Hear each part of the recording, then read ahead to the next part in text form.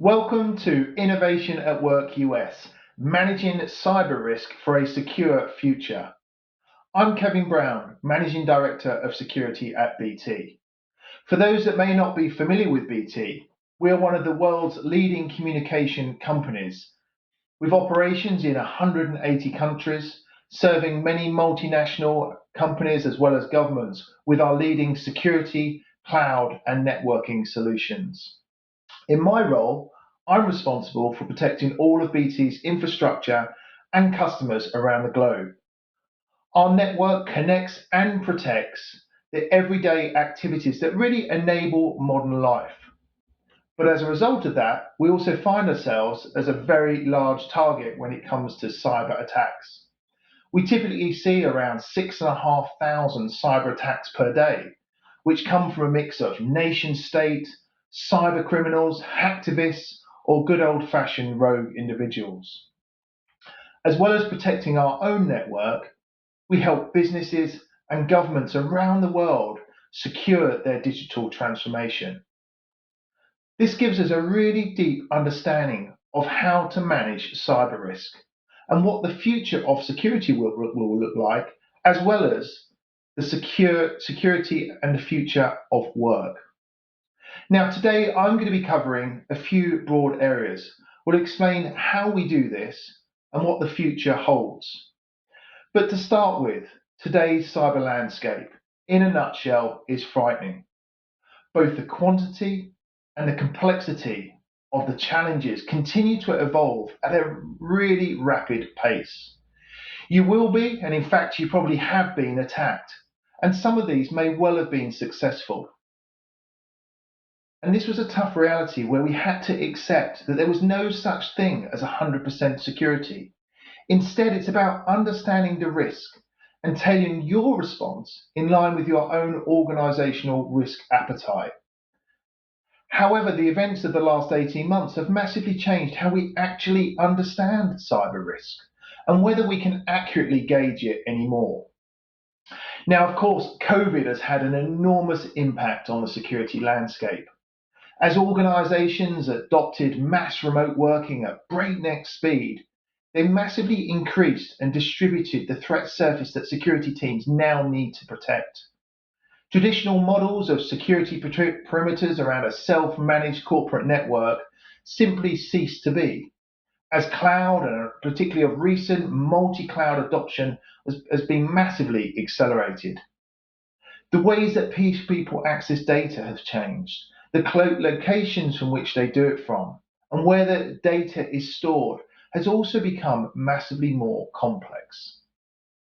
In the combination with this, the recent cyber incidents have also fundamentally changed how we consider our risks. There's been no escaping the constant stream of news stories relating to cybersecurity, from cyber attacks impacting the operational aspects of hospitals through to ransomware taking out the fuel supply in the US.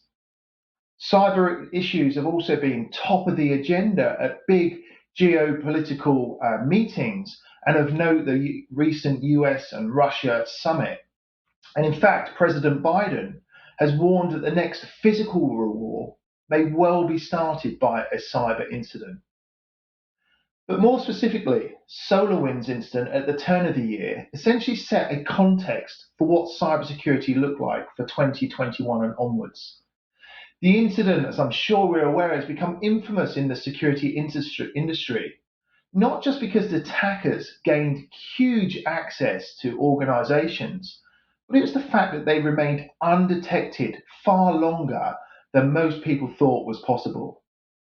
The repercussions of this incident continue to unfold, but it's meant that organizations now need to effectively assume that they've already been breached by a hostile actor.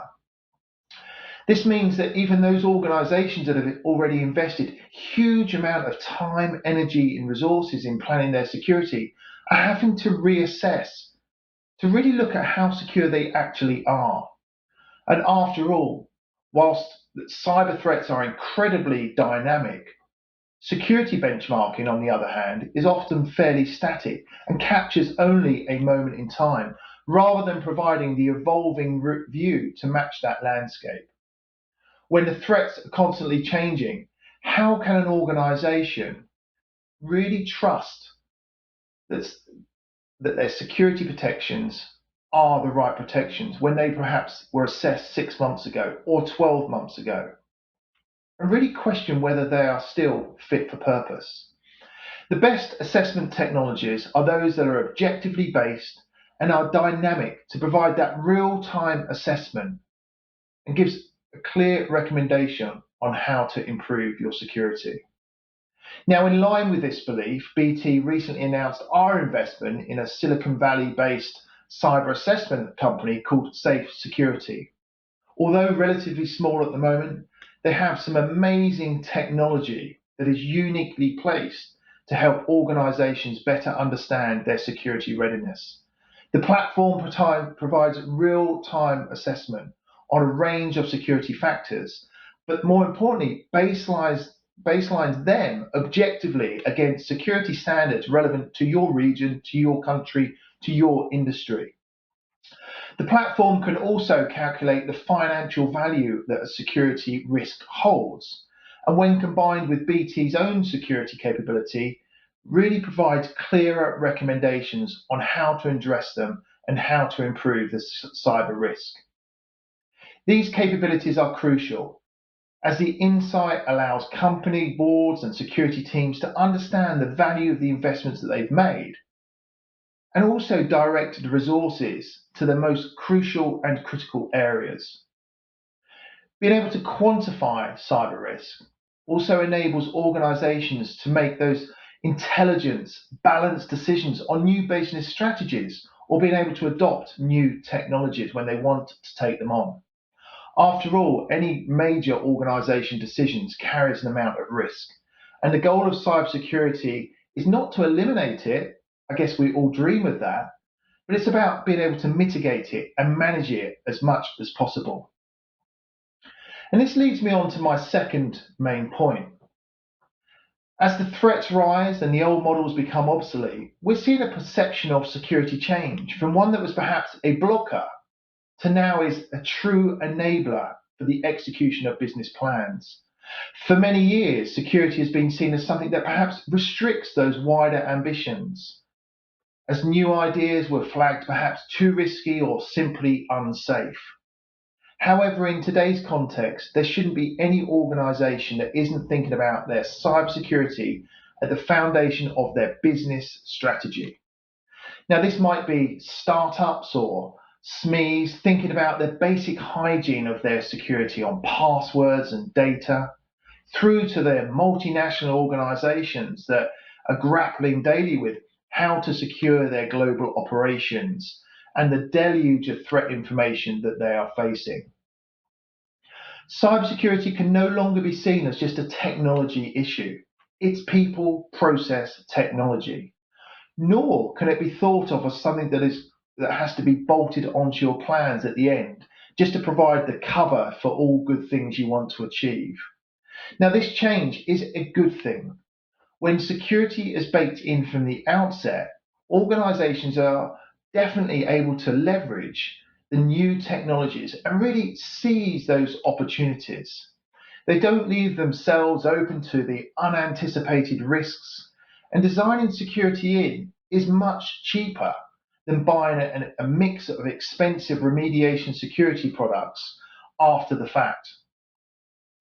But this can also provide a clear competitive differentiation when it comes to businesses. Those who adopt the new technologies securely and more effectively are able to reduce their reputational risks and absolutely reduce the risks of them becoming the next cyber victim. But as we look forward, we can't become complacent though, as it is a constant arm race against the attackers. You can be absolutely certain that innovative technologies such as AI, quantum, IoT will both be targeted and also actively used at the same time by the attackers. In light of this, it's massively important that we bring along all industries and sectors on the security journey, as you're only as strong as your weakest link. Now, it's not just about organisations improving their defences, though. If we want to truly safeguard the internet and our digital prosperity, we need to drastically alter the risk-reward ratio that cybercriminals face. Making cybercrime more costly, more difficult, will have a massive positive impact.